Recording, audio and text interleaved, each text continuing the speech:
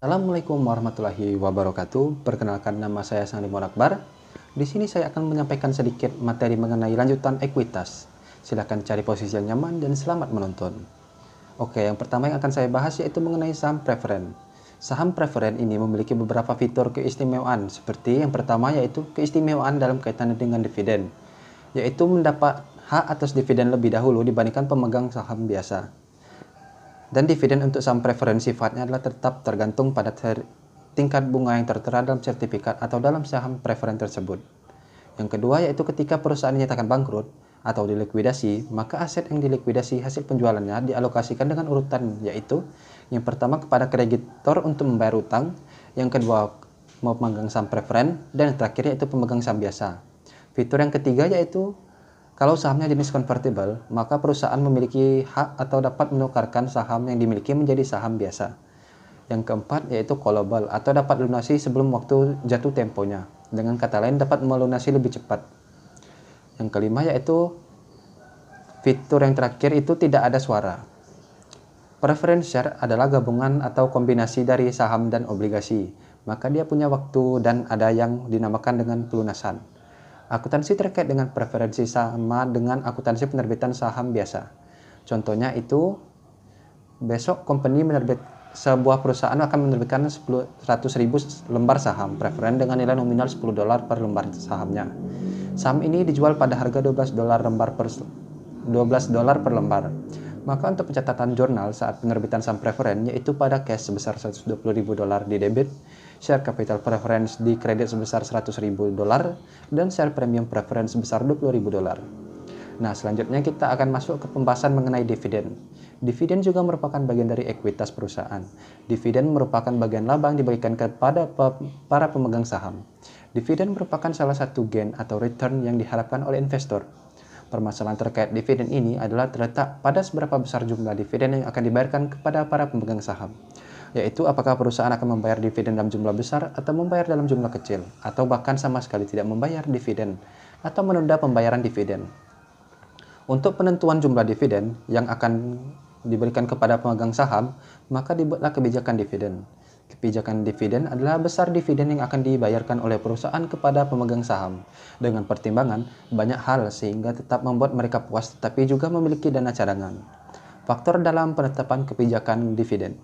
Yang pertama yaitu agreement with creditor, yaitu perusahaan tidak bisa asal-asalan dalam pembayaran dividen karena terikat kesepakatan dengan kreditor.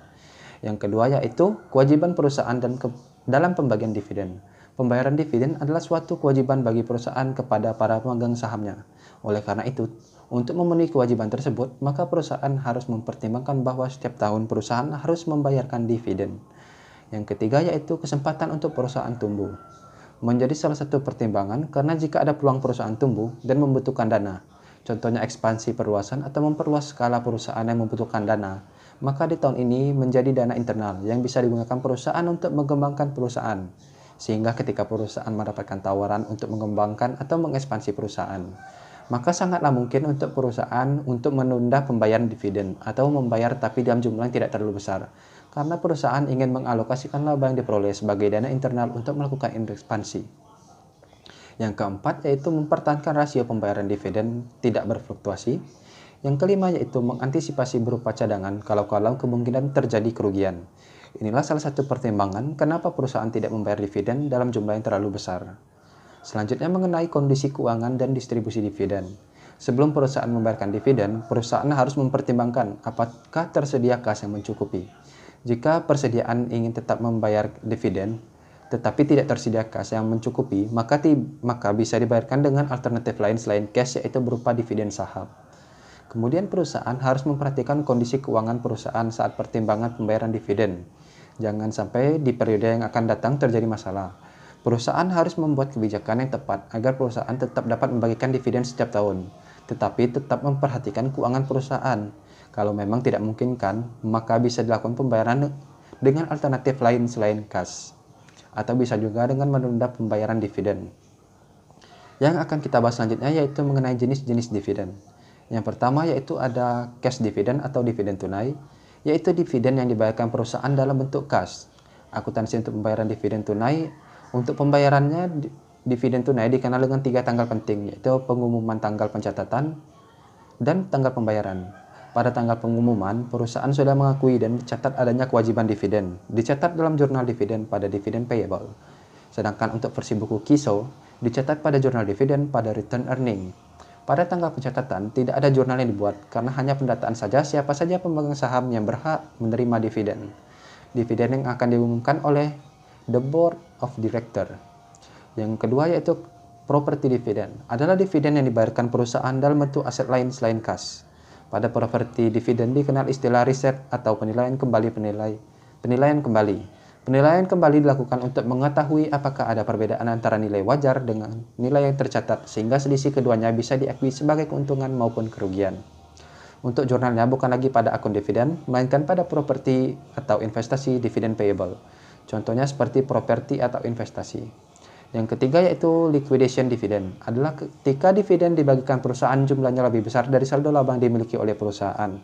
Sehingga sisa dari pembayaran dividen itu diambil dari ekuitas yang lain. Perlu diketahui urutan dalam sumber pengambilan dividen yaitu yang pertama diambil dari saldo laba. Jika saldo laba tidak mencukupi maka yang kedua diambil dari share premium.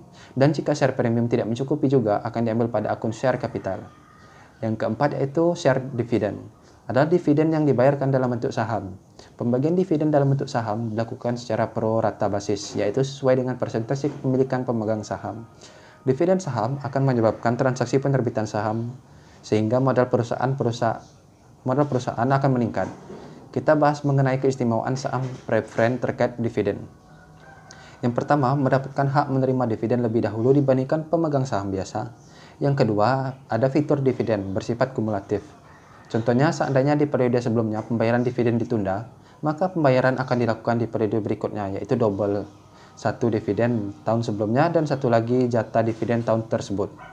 Alasan pembagian dividen saham yang pertama yaitu perusahaan ingin tetap memuaskan para pemegang saham ketika perusahaan tidak memiliki kas yang mencukupi. Dan yang kedua, dapat meningkatkan harga pasar saham perusahaan. Dan yang ketiga yaitu karena kalau pembayaran dividen tunai, maka tidak ada jaminan bahwa uang tersebut akan dipakai untuk membeli saham perusahaan. Maka pembayaran dengan dividen saham ini akan membuat pemegang saham puas dan mereka dapat berinvestasi di perusahaan. Dividen saham ini memiliki dua kategori yaitu small share dividend dan large share dividend. Untuk kategori small dividend yaitu dividen saham yang dibagikan perusahaan kurang dari 20% atau kurang dari 25%. Untuk kategori large share dividend yaitu dividen saham yang dibagikan perusahaan lebih besar dari 20% atau lebih besar dari 25%. Perlu diketahui bahwa cash dividend, property dividend, dan liquidation dividend akan menjadi total ekuitas perusahaan turun. Sedangkan dividen akan menjadikan total ekuitas perusahaan tetap. Alasannya, karena ketiga kategori dividen sebelumnya, saat pengumuman mendebit return earning, artinya return berkurang, sehingga ekuitas juga akan berkurang. Sedangkan share dividen akan membuat jumlah saham beredar perusahaan meningkat, sehingga menyebabkan ekuitas perusahaan tetap. Nah, mungkin sudah dulu untuk video kali ini. Saya minta maaf jika ada masih banyak kekurangan dalam video ini. Lebih dan kurangnya saya mohon maaf. Wassalamualaikum warahmatullahi wabarakatuh.